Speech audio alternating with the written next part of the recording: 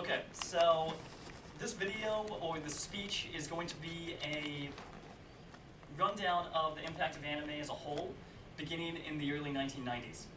So, first of all, we need to define what anime is. In the modern era, anime is referred to as a certain type of animation from Japan, from the Orient, from the Far East.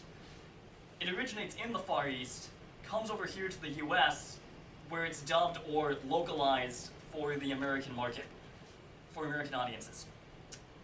Back in the 90s, it was very limited specifically to certain TV networks. Only certain networks had access to it, and even then, the time slots weren't exactly the greatest. Midnight was, more often than not, the only time that it would ever show. However, by the middle of the decade of the 90s, specifically in 1996, things started to change for the better. Slight.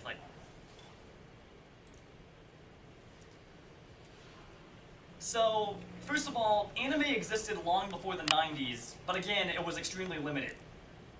And once again, only certain people were able to watch it, such as adults who were able to stay up at night. And when it first arrived, your average American child was exposed to mostly family-friendly programming, such as Rugrats or Doug, and so as a result, they just weren't able to handle it. Not only that, but executives at these networks, such as Cartoon Network, were paranoid about how children would handle it, and as a result, anime that was released before 1996 were heavily edited, censored, and more or less chopped down and butchered in order to, kind of save the children from it. However, once again, by 1996 and even into the early 2000s, again, things began to change for the better. This change came about by way of Toonami.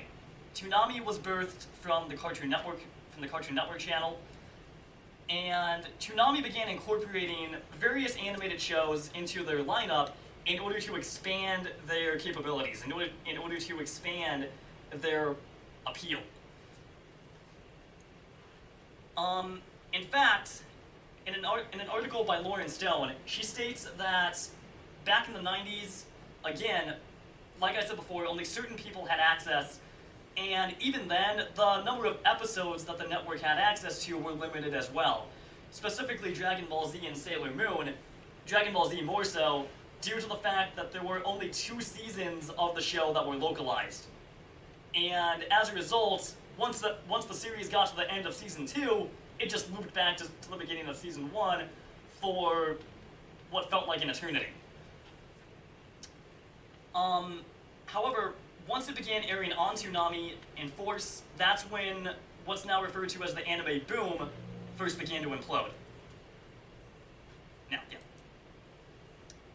So, thousands of children who grew up during this period, myself included, grew up watching these shows on these various networks, but it didn't just stay with our childhoods. In fact, it expanded.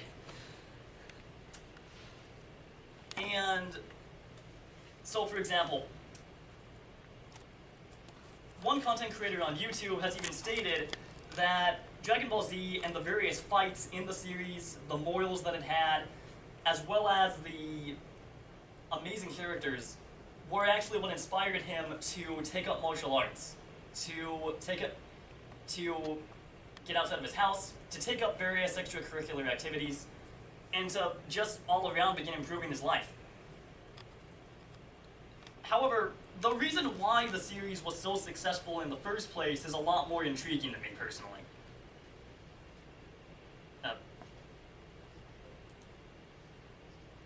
So, in any good story, be it a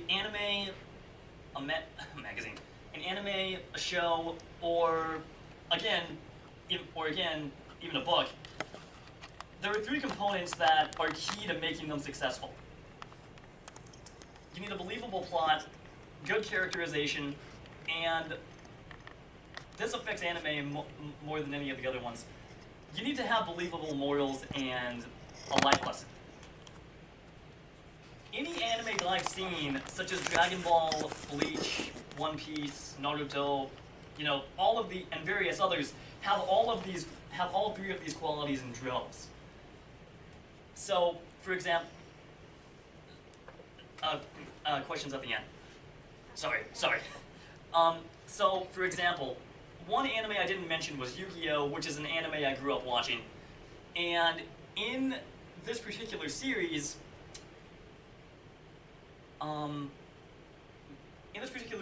it has amazing amounts of character development in between each storyline. An example of this is the fact that the series is about a high school freshman named Yugi Moto who becomes best friends with an ancient spirit, an ancient Egyptian spirit. And together, they save the planet from various threats. Again, there's amazing character development, though, particularly within the show's final season, in which Yugi, through the help of the spirit, as well as his friends, learns about bravery. He learns about bravery and standing up for what you believe in, even when the odds are 1,000,000 to 1 and are completely against you. The spirit, or Atem as he's known in the series, learns about compassion and also deals with his inner darkness and morality.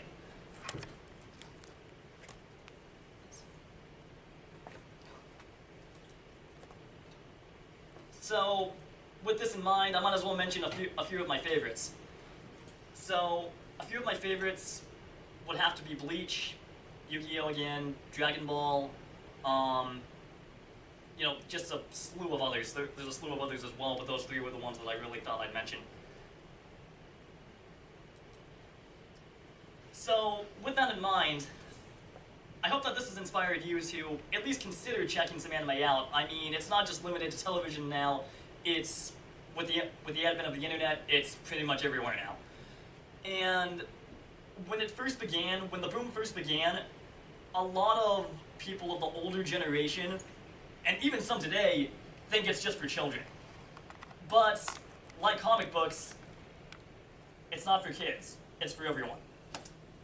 So, with that in mind, I hope that this has at least inspired you, any of you watching this or listening to this in the audience, to at least check it out and give an unknown form of animation from the Far East a shot.